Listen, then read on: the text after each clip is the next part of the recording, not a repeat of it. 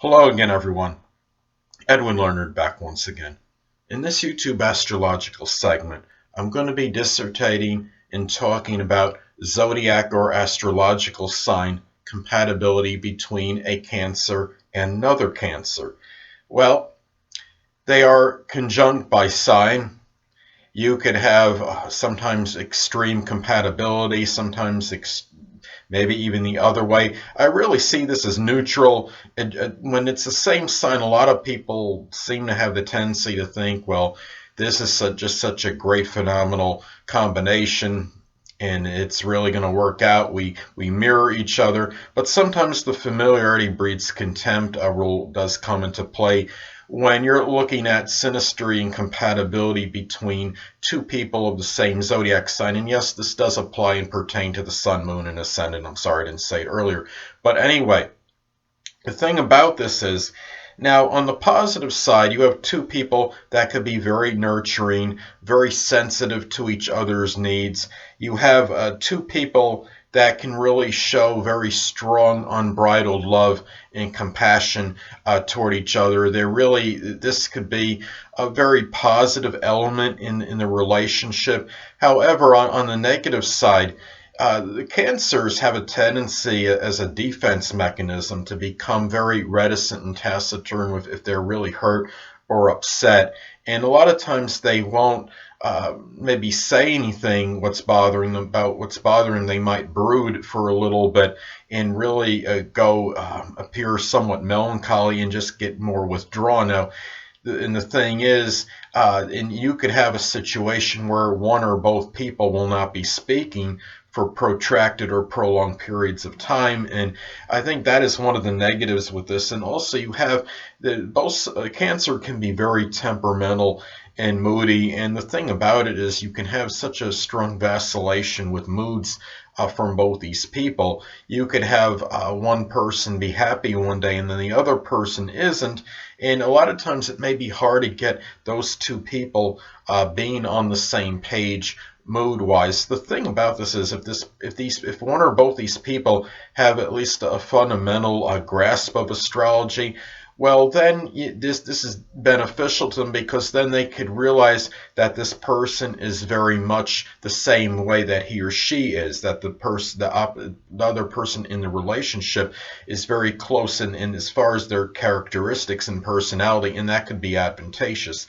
Now, another thing is, when you have two Cancers, I think the thing is, if this is like a significant other situation and it's romantic, sexual, the people are living together, the thing about Cancer is they seem to have a propensity to collect things, and I'm not saying this is bad.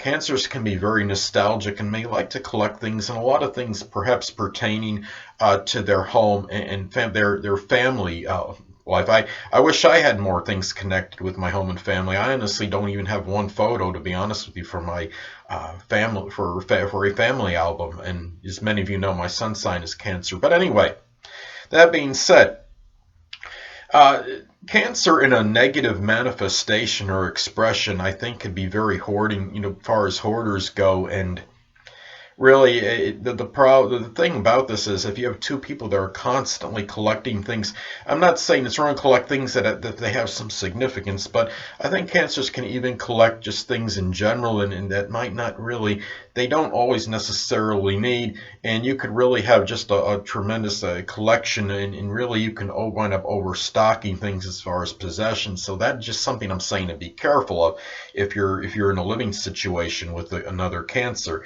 Now, the thing about this is, now you have also some other situations. Now, if this is a significant other situation and they're married, well, the fact is that both Cancers are both very family and home oriented. And I think as far as being very family conscious goes, what's beneficial about this is that each one will strongly encourage family relations between one's biological family and the other's biological family, and they'll encourage integration and harmony, and really getting them to know each other and having a good rapport with each other. And I think that is a really strong positive with this. However, and the one thing I want to get at is, as far as the As far as in the bedroom, so to speak, well, you could have really two cancers, and this could be have a strong emotionality and really have a good emotional rapport with each other and be sensitive to each other as far as sexually speaking, which is positive. But on the negative side, as I stated before, you could have the temperamental moodiness going on, and you could have a situation where one's in the mood but then the other isn't. So that is something to look at as far as this combination may go.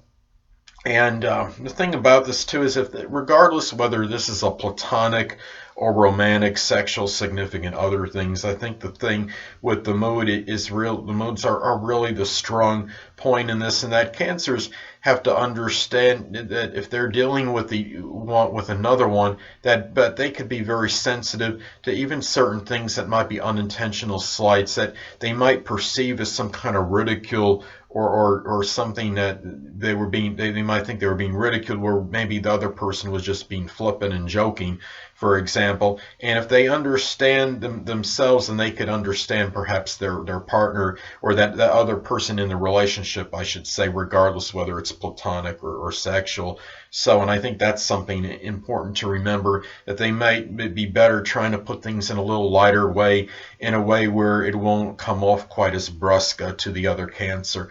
Well, anyway, people, it's also important to look at the aspect, if any, that is made between the energies of these people. So, for both signs. Now, in many cases, you will have a conjunction aspect take place between the energies of these people. Let's say, for example, one person has the sun, moon, or ascendant in Cancer at 8 degrees, and the other person has the sun, moon, or ascendant in Cancer at 6 degrees.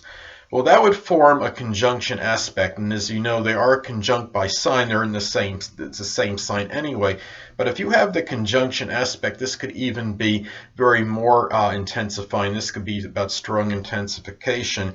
And while you have all these people may really seem to connect with each other, at least initially, there might be, they might feel there's some instantaneous connection. But as I stated before, you could have the familiarity breeds contempt rule. Conjunctions can bring about friction.